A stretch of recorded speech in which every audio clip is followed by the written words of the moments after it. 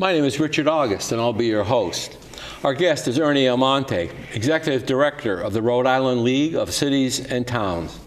Mr. Almonte is a former Auditor General for the state and is the first CPA from government practice to serve as President of the American Institute of Certified Public Accountants. He was a partner in the fifth largest CPA firm, RSM US LLP. Mr. Almonte ran for General Treasurer in 2014. Welcome back to State of the State. Thank you. A pleasure to be here. Every year, it seems, the General Assembly introduces and sometimes passes legislation that creates what is known as unfunded mandates. Mr. Almonte, please explain to our audience what is meant by an unfunded mandate. Sure. So an unfunded mandate is legislation that's passed that requires a city or town to perform some action. And as you can imagine, anything that you do costs money. So when they pass a law that requires cities and towns to do some work that requires labor, materials, there's a cost to it, but the state doesn't give you the funds to pay for it. That is an unfunded mandate. So if they change a pension plan, increase benefits, and increases the cost of cities and towns, and they don't give you the money, that's an unfunded mandate. Okay, just two examples. It was reported in the press earlier this month that the president of the League of Cities and Towns, which is North Providence Mayor Charlie Lombardi, and you were on Smith Hill, I guess, lobbying against a couple of bills. Can you tell us about those bills that was specifically named, namely the Law Enforcement Officers' Bill of Rights, the talking about the on-the-job or in line of duty injuries and so forth? Just talk to us about those bills specifically that you were talking about. Okay, so the first one, LEOBOR, deals with law enforcement officers, and it's a Bill of Rights for police officers. That's been in existence for a while, and that too comes with requirements, mandates to cities and towns. If an event took place with a police officer, a violation, the mayor and the chief of police were not allowed to talk about it publicly and mention who the police officer was or what the discipline was. And so that law has existed for a while. And like any law, once a law is passed, it could be unintended consequences. So as you start to execute this law, you find problems with it. And there were several problems, whether it's accountability or transparency of incidents and individuals. So for years, the League of Cities and Towns, which is the CEOs of all 39 cities and towns belong to that. For years, they've wanted to make a change to LEOBOR. That's the acronym for that bill. And it's failed every single time to make a change to it. But this year, so that's why we had a press conference. We had a press conference for several bills, but that was one of them. And the reason why we wanted the press conference was to bring to light, we're near the end of the session. It looks like another year that this bill wasn't moving, and we wanted to be an impetus to default to action to get something passed. And that's why we had the press conference. So people have to understand that the reason that there is a Bill of Rights for law enforcement officers is we know there can be abuses when a law enforcement officer pulls over an elected official or somebody who knows a guy, and right away they throw that at him and they say, you know, there's going to be consequences. But I think especially during the whole Black Lives Movement thing that was going on, there was this concern that police officers were being unfair in their treatment of minorities, and so they weren't, and the officials were not responding to these things. Is that part of? It's not part of unfunded mandates, but I mean that was like where LEOBOR kind of came to the public view. Well, so yeah. So what happens is when you look at what's happened is a lot of groups felt like there's an incident that takes place, say like after Black Lives Matter and George Floyd and incidents like that, that there should be more transparency and accountability by law enforcement. But you have to step back for a second and keep in mind that, like any profession, every single day. The majority are doing the right thing every single day. And in every profession, there are some bad actors that do not do things the right way. So we always felt like those individuals should be held accountable, but it shouldn't be a broad brush against all. So understood that there would be a Bill of Rights for law enforcement, so they wouldn't have political retribution for, like you said, stopping someone who's a political power, and then they'd lose their job because they gave the person a ticket or not. But then the pendulum swung way over to the other side. The unintended consequence. The unintended consequences, the pendulum switching to the other side. So in us, the League of Cities and Towns, pushing to have a modification of the LEABOR is to bring it back towards the middle. And we reached an agreement working with the Police Chiefs Association and the police unions to come up with a modification. We do feel like they're pretty close to having an agreement. There's a House bill and a Senate bill, and they're reasonably close, and they're working out the details. And again, so the press conference was just to say, let's just get over the line and get it done, because last year it came close, it didn't pass. So when it doesn't pass, you have the old law. So it's like anything in life, it's a compromise. Rather have a law pass, even if it's 90% of what you want, and you can go back and try to modify the other 10%. So is this a perfect solution? No, but neither was the original law. So this will get us probably 90% of the way there, and then you can always go back, see how it works, and maybe modify it in the future. Yeah, that's good. Now, there's one of the other bills was House Bill 7464, which would extend injured on-duty benefits to police officers and firefighters who claim to be suffering from post-traumatic stress disorder. And I think that was one of the bills that you and Mayor Lombardi were concerned about. You want to talk about that one? Yes. Well, first of all, from the highest level, as municipality CEOs and all of us in general, always concerned about our employees' physical and mental health. That's a priority. Health and safety of employees is important and critically important to us. The thing is, the original bill as drafted, we were opposed to the original bill as drafted because it presumed that if you had PTSD, it was from your job and that you would collect a pension, a disability pension, which is a tax-free pension. 2/3 of your pay, I believe. Correct. And so, as you can imagine, that increases the number of people who can collect a pension, increases the cost of a pension, which turns into an unfunded mandate because it's the city or town that has to pay that cost. So we're opposed to it being presumed to take place. But what's happened, and it's very timely we're doing this interview because just this weekend, we reached an agreement with the police union, the fire union, we being the League of Cities and Towns, reached an agreement with the police and fire union to modify that bill to put in a sub-A. And some of the things that we put in there is that instead of it being presumed that it was from work, that could be overturned by a preponderance of evidence.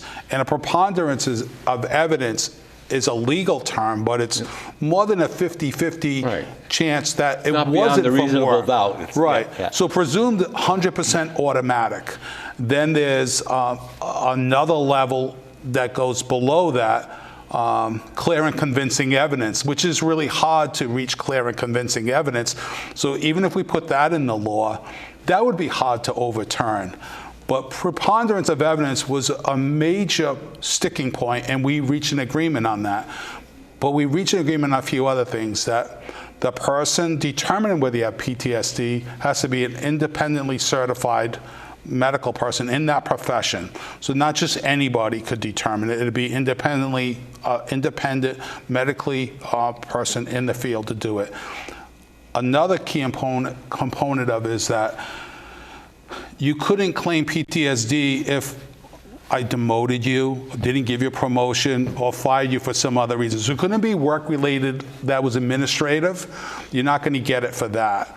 And then the last piece that really got us over the line, In the past, injured on duty, some people would, law enforcement or firefighters could go for injured on duty and ask for a disability pension, get denied at retirement, and then get denied at workers' comp. They could appeal and go to workers' comp, and they would get denied there, and they would just go back to injured on duty. So there was an example in Warren, the town of Warren, where someone was injured on duty for over 20 years, getting paid 100% of their salary for over 20 years, not doing law enforcement work because they were injured on duty. So as part of this agreement, to agree with this bill, is a provision in there that if police or fire put in for disability, it gets denied by the disability committee, they appeal it, it gets denied by the retirement board, they appeal that, it goes to a judge, gets denied there, all the way up to the Supreme Court.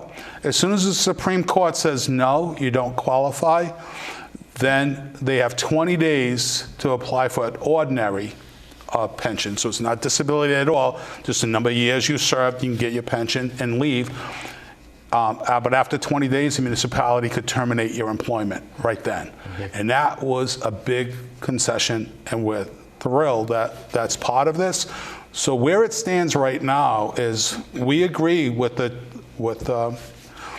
modified sub-A that's going into this legislation. Both of them are being heard today. Should be passed in the House and the Senate. If it does, then it will go to the governor, and that would be the law. So, but we reached an agreement this weekend, and so hopefully we'll pass both House and Senate. So the bills are mirror image, so that if they both pass, it's not a case where they have to go to joint committee to resolve any. That's correct. Okay. Same exact language. Okay. We had it put in both the House bill and the Senate bill. Okay, good. Again, perfect solution? No. But that's what compromise is all about. You were also talking about the action, that one of the actions that was needed include the establishment of a state presumptive fund to cover presumptive related claims. Yes. So in other words, it wouldn't be an unfunded mandate technically, because there would be a state fund to correct. Pay. Okay, so. But it didn't make it into this bill.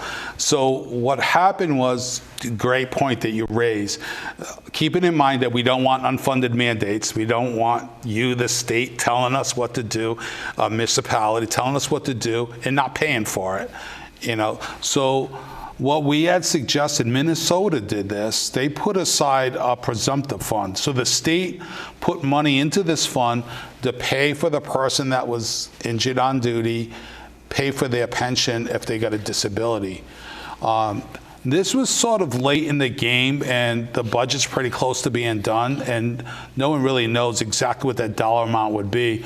So we couldn't get an agreement on that. So what we decided to do is just drop the presumptive fund, but we'll have a look back. So yeah. I mentioned to everyone that 2 or 3 years out, once we have an experience study done, whatever it is, then we'll probably go back to the legislature and say, okay, make it up. It's costing us $1 million a year. We want the state to put aside a fund to pay the $1 million a year so it isn't paid by cities and towns. So that's what you mean when you say 90% is, we got another 10% to work on, right? Yes. Yeah. We wanted the presumptive fund now, but we didn't get it. But we'd go back and ask again. Okay. The other bill that was mentioned is House Bill 7461, which proposed that certain employees who have heart disease and hypertension, which is high blood pressure, are eligible for sustaining an injury on duty, meaning the job created the health issues. But I think you pointed out correctly that these heart disease and high blood pressure are very common ailments to everybody, not just people in the law enforcement or firefighting professions. Where does that stand? Yes, sir. So last year the bill passed allowing that for firefighters. We testified against it. We were opposed to the bill, but the bill still passed. This year they're trying to expand it to police officers, law enforcement officials as well. We're opposed to that as well. And the main reason why we're opposed to it is that I would say that the CDC, the Center for Disease, the federal government agency, they say that more than 30% of people in America, it's closer to 50% of people in America have hypertension or being treated for hypertension. And it's curable through exercise, weight loss, diet management. You could get your blood pressure and hypertension down if you followed steps by your doctor. Don't feel that that should be a disability. You should go to a doctor and go through the treatment. Either take medication, exercise, or change your diet. Yep. So we're still opposed to it, to expand it. Do you think it's going to pass, though? Because, I mean, let's face it, the firefighters union is a very, very powerful political force, and certainly people will look at that and say, well, if the firefighters have it, why not the police officers, you know? Well, I think, personally, I think that it won't pass. And the reason why is there are groups, people still have that bad taste of the George Floyd and the Black Lives Matter piece. They can be supportive of fire, but they still struggle with police getting it. And like I said, that's sort of unfair because, not sort of, it is unfair because like any profession I mentioned earlier, the majority are doing the right thing every day. Yep. You shouldn't broad brush the whole profession by a few people that do the wrong thing. It happens in the accounting world, the legal world, and every other profession. I am a graduate of a civilian police academy that was held, and I've done ride-alongs with 3 different departments, rural, city, and small city. Yeah. And I can tell you, I mean, the police officers know there are, and firefighters for that matter too, that I know, there are certain people that will take advantage of this. But like you say, the vast majority of them go to work every day wanting to do the right thing and to serve the public. That's, you know, that's why they signed up for it to start with. Now, do you find that these unfunded mandate bills are increasing year to year, or are they stay about the same, or I mean, what's the trend in this thing? I'd say the trend is they're increasing. You know, legislators who do a great job, they're elected by the people, they're close to the people. You know, many have not run a city or town. And so a lot of times when I'm talking with them, when they put in legislation, I said, okay, this legislation, who's going to pay for this? Because we don't have the money to pay for it. So who's going to pay for it? So I think the state should pay for it. And a lot of times the feedback I get is, where are we supposed to get it from? And I'm like, well, that's the same thing we're saying at the cities and towns. Because you have to keep in mind, let's look at last year as an example. Last year we had inflation at almost a 9% increase across the board in the country. So cities and towns have a 4% cap. They can't raise their taxes more than 4%. So you're going to have your expenses by inflation going up every year. So say last year, it's an anomaly, but say last year, say on average it goes up 3%. So 3%, I only have 1% that I can raise taxes, and don't want to raise taxes to begin with, but I have only 1% I can raise taxes. If you keep giving me unfunded mandates, you keep passing laws that cost money, and you don't give me the money, where am I supposed to get the money from? The other thing we have to keep in mind is that a city or a town, almost 80% or more of their total expenses are salary and salary-related benefits. So if you keep, I say you, but if the state keeps giving unfunded mandates to a city and town, the next thing they're going to have to do is lay off people and not provide services to their citizens. And that's not what we want to do. We want to provide the services that they need. But is the trend toward more of these bills being introduced, or they say about the same year over year? Or? I'd say it's increasing, and that's why I always say, like, the legislature has a right to pass any bill that they want. Just give us the money to pay for it. Well, I know some of the legislators that I've spoken to, when they want to introduce a bill that requires expenditure, the first question they get either from the Speaker of the House or the President of the Senate is, how are we going to pay for it? You know, so they got to come up with a way to fund it.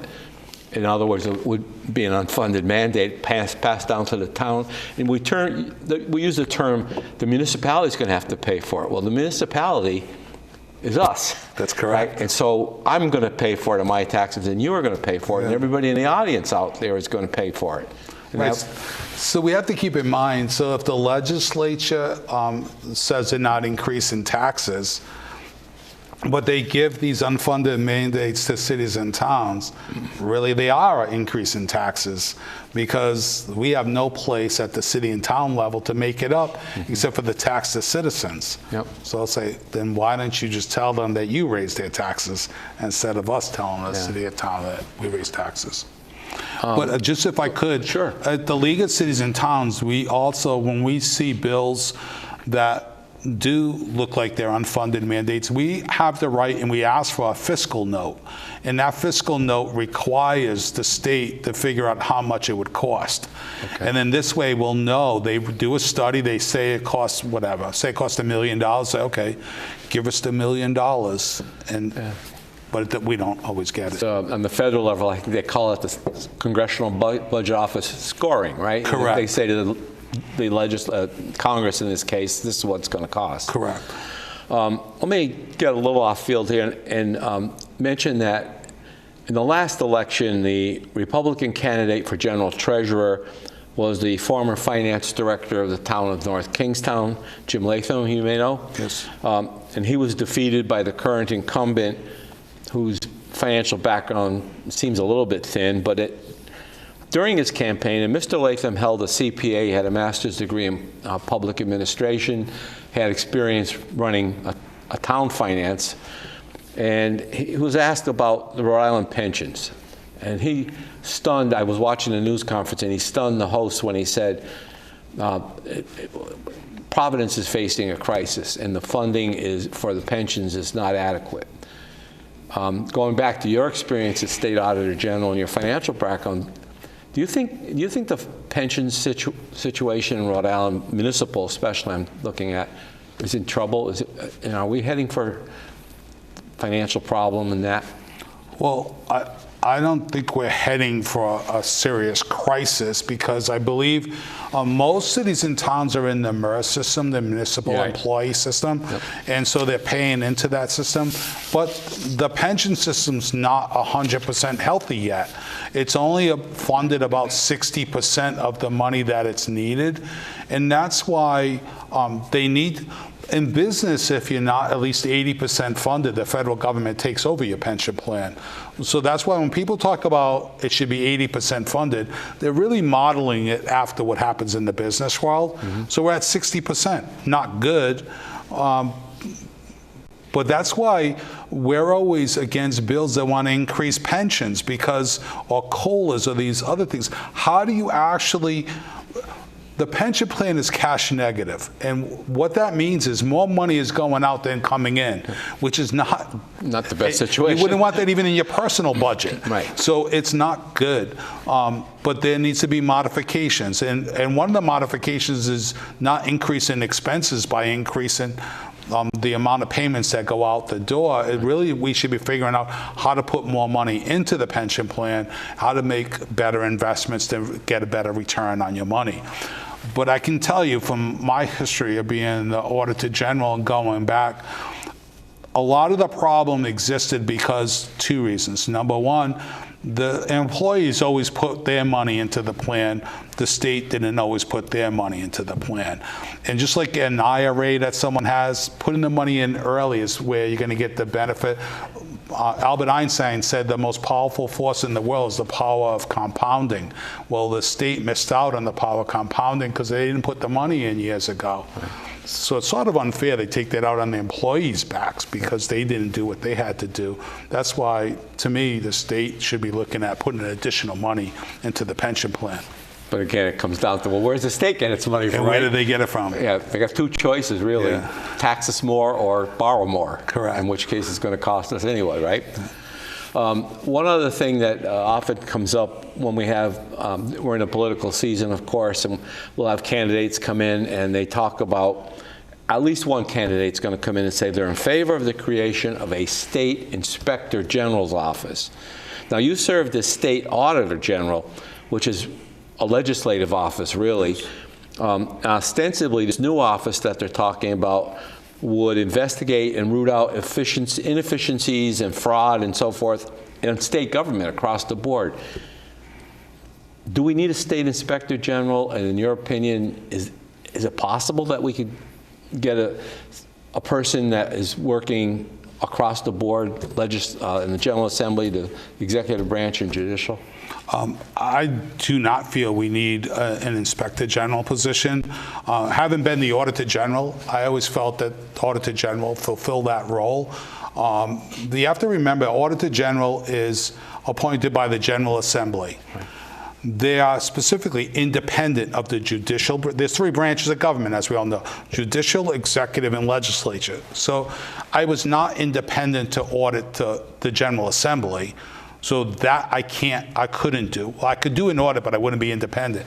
But I certainly was independent to audit the executive branch and judicial branch.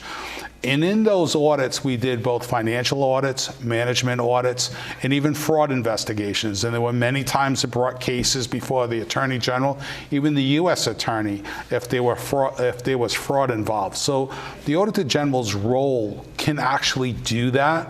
And when we had an Auditor General Assembly, we hired an outside firm to do the audit of the General Assembly because I was not independent. Okay. Even though I would know how to do my job, as we both know as CPAs, you can't audit your own work. Right. And I did work for them, so I couldn't. So we hired an outside firm. And then on the governor's office, there's an internal audit function that the internal auditor can do audits of those departments for the governor. And so that system works. So I really don't, I've said it for years, I don't believe it's necessary. The Auditor General's office can do that work. Or employ an outside firm to deal with the legislative side, which is where your office is. Correct. And even with the judicial branch, I remember when Chief Justice Weisberger was alive, there was an issue with the traffic court. And even though I was independent to do the audit of the traffic court, we agreed, because it was so public, that we would hire an outside firm. KPMG came in and did the audit of the traffic court. Yeah, I remember that. But they came to the same answers that I told the Chief Justice what the answers would be. Yeah. We have just a short time left. I was just wondering, are there any bills pending that the league is really lobbying for, other than what we've talked about? Is there some areas that we feel should be pushed here in the last days of the session? Well, we actually are looking to talk about unintended consequences, a problem with the tangible property tax bill that passed last year that gave an exemption of $50,000 for businesses. The way the law was written, there's a mistake in the law. So we're really pushing to get that law fixed this year, because cities and towns are preparing their budgets for this year, and it's causing a shortfall for some communities. Wow. Well, again, unintended consequences, right? I think those of us who follow legislative issues often find that the first cut at the bill is lacking something. And as you say, hopefully we go back and look at it again. Well, we want to thank you, Mr. Almonte, for coming on State of the State once again, and we appreciate you taking time. I know you're very busy at these closing days of the legislature, so I want to thank you, and I want to thank our audience for watching State of the State.